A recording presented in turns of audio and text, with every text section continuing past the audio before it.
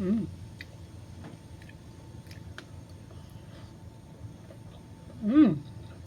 Wow. Good morning guys. So ngayon magluluto po tayo ng adobong atay balunan. So mayroon pa ako ditong balon-balunan at saka atay. Tara, hugasan muna natin to. Ayan, nakulo na yung ating tubig. So ilalagay ko lang po itong lahat ng balon-balunan.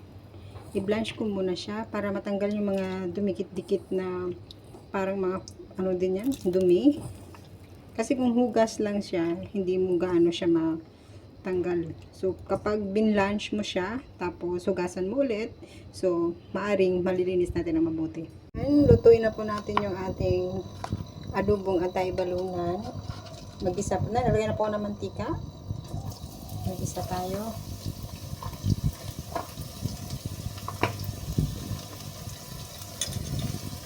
Siyempre, hindi nawawala ang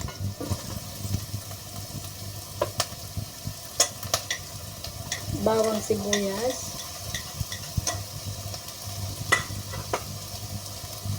ano pala to, tawag nito, yung ano, spring onion stock.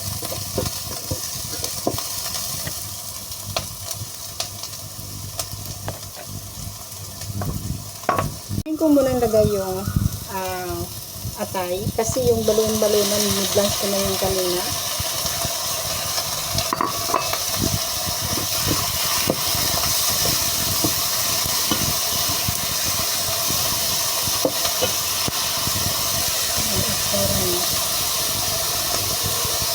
Ito yung balon-balon niya. Baka madami siya. Add na po tayo ng ating seasoning. Add tayo ng asin.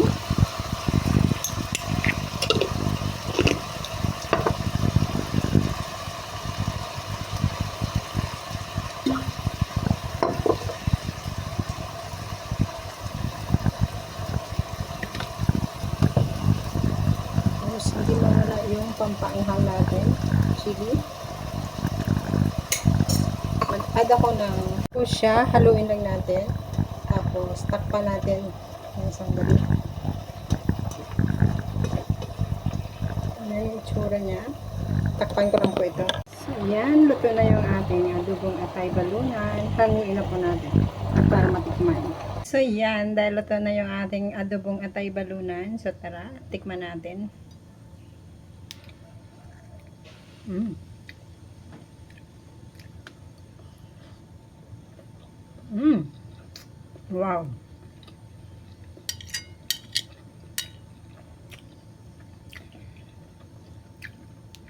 Yummy.